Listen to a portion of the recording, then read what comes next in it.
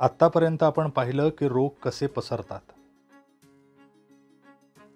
म्हणजे वेगवेगळ्या माध्यमातून रोग झपाट्याने पसरतात. म्हणजे फ्ल्यू, डोळे येणे अशा रोगांचे जंतू हवेमार्फत पसरतात. त्यामुळे एकाच वेळी अनेक लोकांना हे रोग होतात. किंवा दूषित पाण्यातून कॉलरा सारखे रोग पसरतात. किंवा ते पाणी पिणाऱ्या व्यक्तींना रोग होण्याचा धोका असतो. अशा प्रकारे एका ठिकाणच्या अनेक लोकांना एकाच वेळी एखादा संसर्गजन्य रोग झाला तर याला रोगाची साथ आली असं म्हणतात. मागील काही वर्षात आपण सर्वांनी अशाच प्रकारच्या एक भयानक साथीच्या रोगाला तोंड दिलं. नाव सांगू शकाल का त्याचं? अगदी बरोबर, करोना. आठवा बरं, त्या काळात आपण कुठल्या कुठल्या खबरदाऱ्या घ्यायचो? आपण मास्क वापरायचो, बाहेरून आल्यावर हातपाय स्वच्छ धुवायचो, अंतर ठेवून बोलायचो,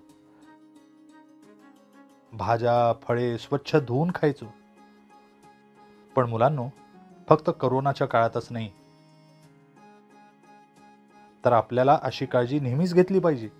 आपण आपल्या अन्नात, पाण्यात, हवेत रोगजंतू शिरणार नाहीत याची काळजी घेतली आणि रोग प्रसार करणाऱ्या जंतूंची, कीटकांची पैदास रोखली तर रोग प्रसार टाळता येईल. यालाच रोग प्रतिबंध असं म्हणतात. चला आपण याबद्दल जाणून घेऊया. पाण्यामुळे होणारा रोग प्रसार थांबवण्यासाठी हे उपाय केले जातात. जलशुद्धीकरण केंद्रात पाण्याचे निर्जंतुकीकरण केले जाते. गावातील पाण्याच्या सार्वजनिक स्रोतांचे ब्लिचिंग पावडर वापरून निर्जंतुकीकरण केले जाते.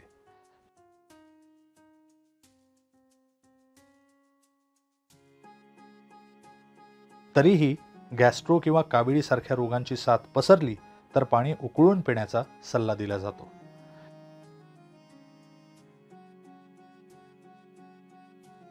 कीटकांमुळे होणारा रोगप्रसार थांबवण्यासाठी हे उपाय करावेत. कुठेही पाणी साचून देऊ नये, कारण साचलेल्या पाण्यावर डासांची पैदास होते. कीटकनाशकांचा वापर करावा, त्यामुळे मलेरिया सारख्या रोगांच्या प्रसारास प्रतिबंध होतो.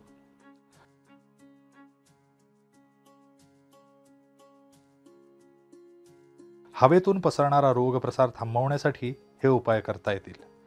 खोकताना, शिंकताना तोंडावर रुमाल धरावा. मोकळ्या जागी थुंकण्याचे टाळावे. रोग झालेल्या व्यक्तीजवळ राहावे लागल्यास नाक व तोंड झाकले जाईल असा मास्क वापरावा.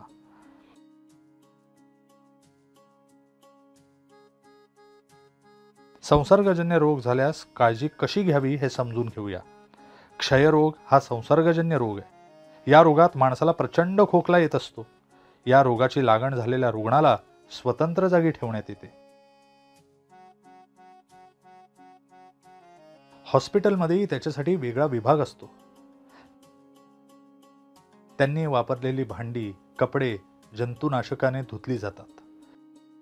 क्षय झालेल्या रोग्याची थुंकी एका भांड्यात जमा केली जाते आणि तिच्यावर फिनाईल सारखे जंतुनाशक टाकले जाते. अशा उपायांनी रोगाचा प्रसार टाळता येतो. आणि हो, घरात कोणालाही संसर्गजन्य रोगाची लागण झाल्यास त्याची माहिती आरोग्य खात्याला द्यायला विसरू नका. रोग प्रतिबंधाचा आणखीन एक उपाय आहे लसीकरण. चला आता त्याबद्दल जाणून घेऊया. लसीकरण. लसीकरणाचा अर्थ आपल्या शरीरात ठराविक रोगाविरुद्ध रोगप्रतिकार क्षमता विकसित करणे.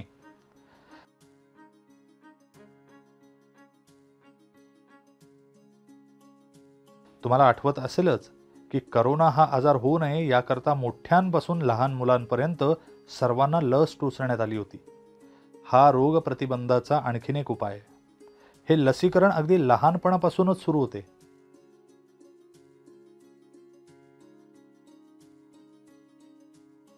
म्हणजे मूल जन्माला आल्याबरोबर लगेच त्याला क्षय प्रतिबंधक लस टोचण्यात येते. मूल 1.5 महिन्याचे झाले की त्याला घटसर्प, डांग्या खोकला, धनुर्वात आणि पोलिओ प्रतिबंधक लसींचे 3 डोस 1-1 महिन्याच्या अंतराने देण्यात येतात.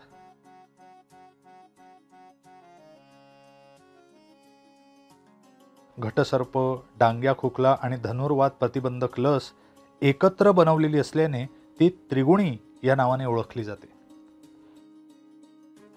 त्रिगुणी लस टोचली जाते आणि पोलिओ प्रतिबंधक लस तोंडावाटे दिली जाते. अशा प्रकारे मूल ताणे असतानाच रोग प्रतिबंध करायचे उपाय सुरू होतात.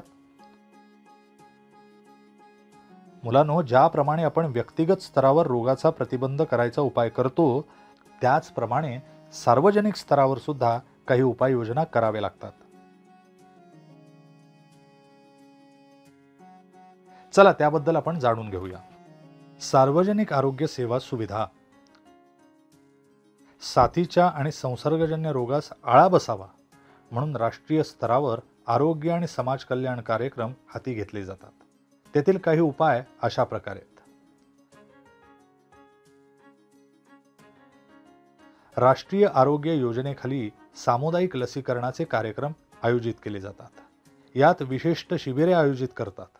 लहान मुलांना तज्ज्ञ लोकांकरवी लस टोचण्याची व्यवस्था केली जाते.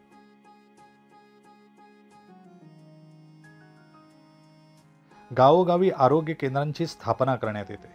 यात फिरते दवाखाने, अपंगांसाठी कल्याण निधी, रुग्णवाहिका अशा पद्धतीच्या सेवा दिल्या जातात. काही आरोग्य संस्था रोग्यांना रक्त आणि लघवी तपासणी तसेच एक्स-रे, स्कॅन, सोनोग्राफी अशा सुविधा उपलब्ध करून देतात. पिण्याचे पाणी तसेच अन्न पदार्थांची हाताळणी कशी करावी याबाबतचे शिक्षण लोकांना दिले जाते. परिसर स्वच्छ ठेवण्याचा आग्रह केला जातो. उदाहरणार्थ, सार्वजनिक ठिकाणी थुंकण्यास आता कायद्याने मनाई आहे. प्रसार माध्यमांद्वारे आरोग्यासंबंधी जनजागृती करण्यात येते. मुलांनो, आपल्या समाजात रोगाबद्दल काही चुकीच्या समजुती आहेत. म्हणजे बघा, देवाचा प्रकोप, भूतबाधा, जादूटोणा यामुळे रोगबाधा होते अशी पूर्वी समजूत होती. आणि याच विचाराने उपाय देखील केले जायचे. हे उपाय खूपच अघोरी असायचे. मुलांनो, शास्त्रज्ञांनी या समजुती खोट्या असल्याचे आपल्या संशोधनातून सिद्ध केले.